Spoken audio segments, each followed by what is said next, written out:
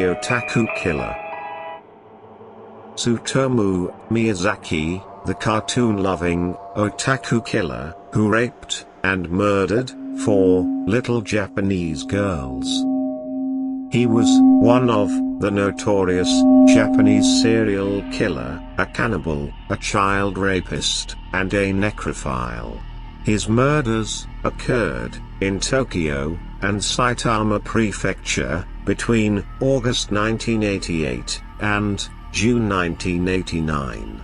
In late August 1988, the parents of missing 4-year-old Mari Kono received a box in their mail.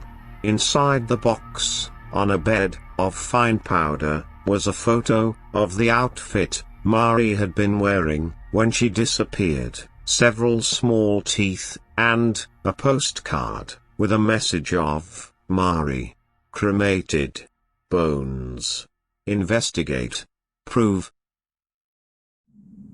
This horrifying box of clues would be one of several that tortured families around Tokyo. They would receive as they searched for their young children. But these girls would never return home, as they had become the fallen victim to the twisted mind of Tsutomu Miyazaki, the otaku murderer. Miyazaki's life had not been easy. As a youngster, he was born with a severe wrist deformity, which affected his confidence and his ability to make friends. Although he was born to a wealthy family, his parents were emotionally distant. He grew up as a recluse and suffered various mental health problems. The Miyazaki family was quite influential in the Itsukachi district of Tokyo. Miyazaki's father owned a newspaper. Though he was expected to take over his father's job when he retired, Miyazaki expressed no interest in doing so. Convinced that they only cared about his financial and material success in life, Miyazaki shunned his family. If I tried to talk to my parents about my problems, they'd just brush me off, he told police following his arrest.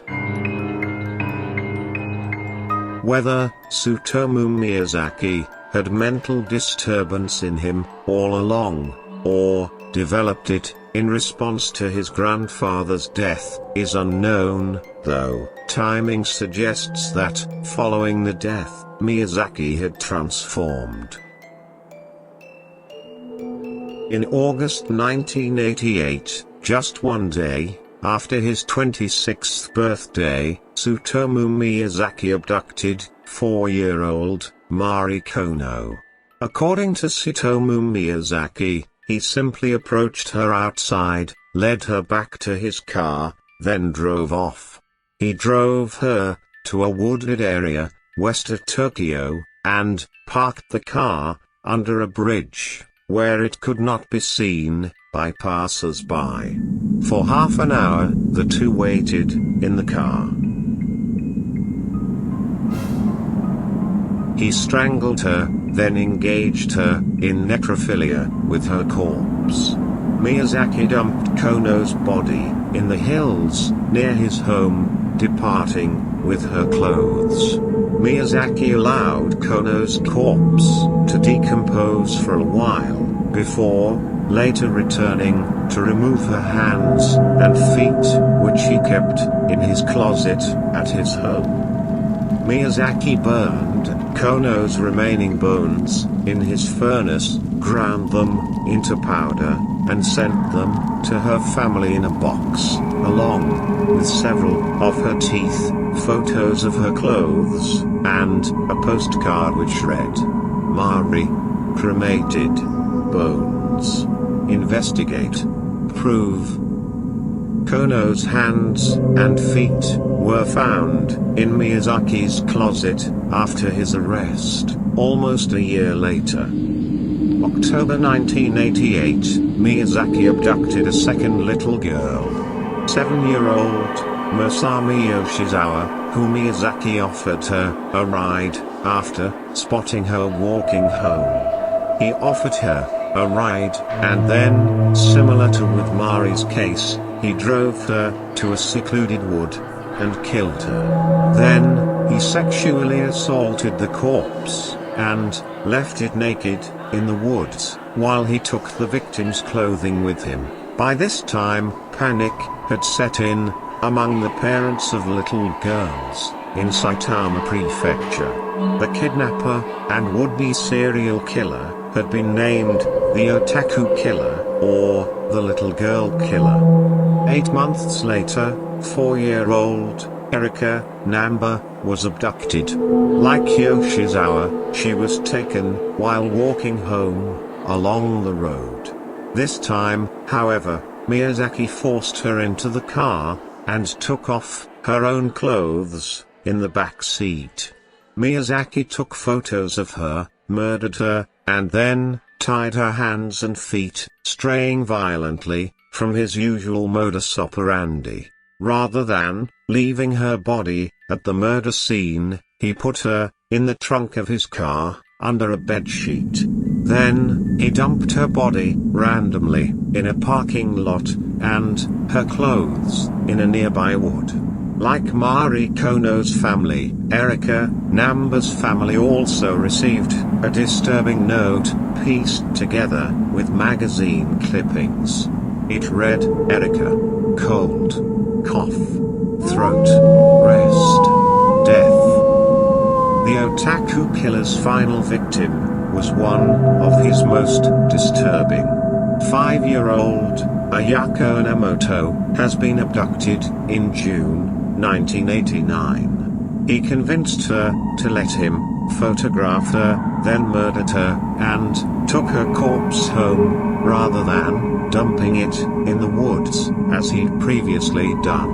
At home, he spent 2 days sexually abusing the corpse, photographing her, and masturbating, before dismembering the body and drinking the little girl's blood.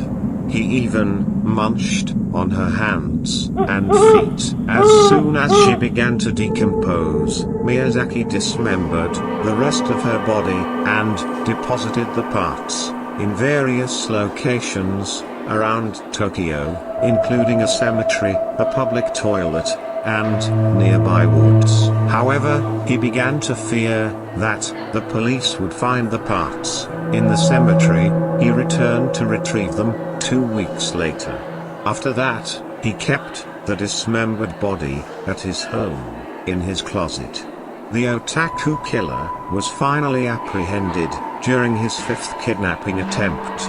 After arresting him, they organized a search at his car and apartment, which turned up incredibly disturbing evidence.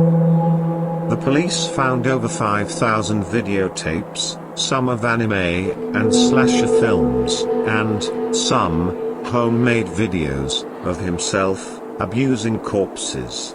They also found photographs of his other victims and pieces of their clothing.